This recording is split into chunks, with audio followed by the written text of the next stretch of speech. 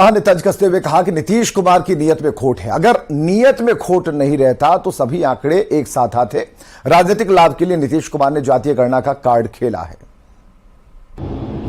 वास्तव में इनके मन में ईमानदारी होती, पिछड़ों के लिए, अति पिछड़ों के लिए, दलितों के लिए, उनके उत्थान के कारण इन आंकड़ों को जुटाने की बात इन्होंने की होती तो आर्थिक आंकड़ा भी सार्वजनिक होना चाहिए था, लेकिन उसको नहीं करते हुए सिर्फ जात का आंकड़ा, इसका मतलब राजनीति कर रहे हैं, शुद्ध राजनीति कर रहे हैं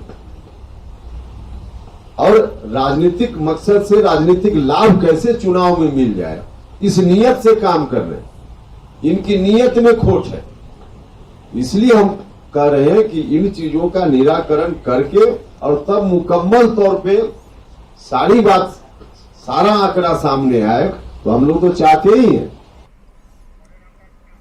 और जनसुराज के संयोजक प्रशांत किशोर ने जातीय गणना के आंकड़े जारी होने के बाद नीतीश सरकार पर सवाल खड़ा किया। प्रशांत किशोर ने कहा कि बिहार में 18 साल से नीतीश कुमार सरकार चला रहे हैं, ऐसे में उन्हें आज जातीय गणना कराने की याद क्यों आई।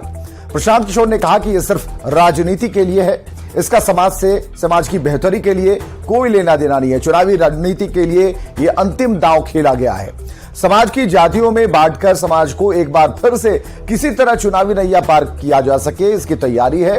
और प्रशांत किशोर ने कास्ट सर्वे के आंकड़े की मान्यता को लेकर भी कई सवाल खड़े किए। और सर्वे और जनगणना में जमीन आसमान का फर्क है, क्योंकि सर्वे का कोई लीगल साइंटिटी नहीं है।